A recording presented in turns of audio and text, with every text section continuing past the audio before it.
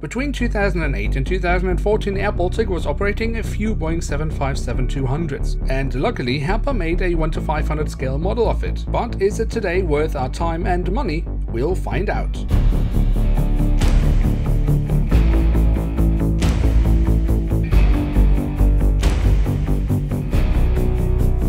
Hello and welcome to a new episode of Review, where we today will take a closer look at a Boeing 757-200 in the now old livery of Air Baltic. At the front of the box we have the cutout, so we can get a glimpse of the aircraft model inside, and we have the Air Baltic branding. Then on the back side of the box we have a lovely little image of the aircraft in real life. We are given the original dimensions of the aircraft and some additional information.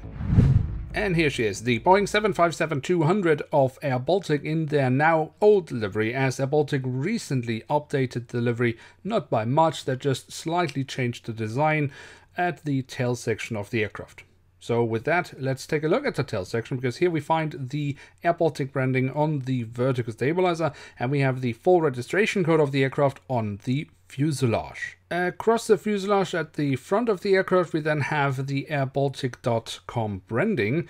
Underneath the cockpit windows we then find this little design of an arrow. I must admit I still to this day do not understand what this is representing, why it is there, but it is part of the livery and has been so for years. If you happen to know what this arrow is all about, feel free to let me know in the comment section below.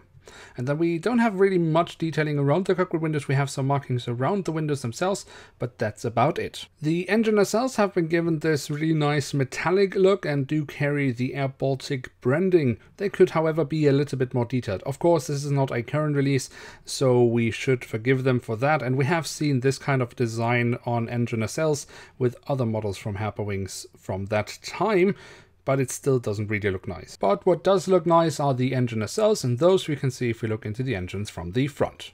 Then we should also take a little bit of a look at the wings, because here we can see on the top side we have the different flaps, slats and spoilers carved out quite nicely. We do also have a little bit of different shades of grey for additional detailing. Also the underside of the wings look pretty decent. Of course, if it had been a more recent release we could have maybe hoped for a few more markings here and there, but other than that it's pretty alright. The aircraft was at some point also fitted with these really lovely winglets, which also carry the Air Baltic branding. They look really stunning in my opinion. Then we also of course have the landing gear. Here we can see the main landing gear underneath the wings. I think that looks alright. And the front landing gear I particularly like. I think that looks really nice. And then last but not least we do of course also have the doors to the cargo compartments here in the back side of the aircraft and here at the front of the aircraft.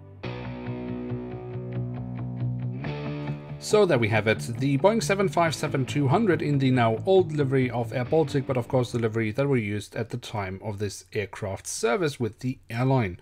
But what can we say about this aircraft model? Is it really worth our money and our time?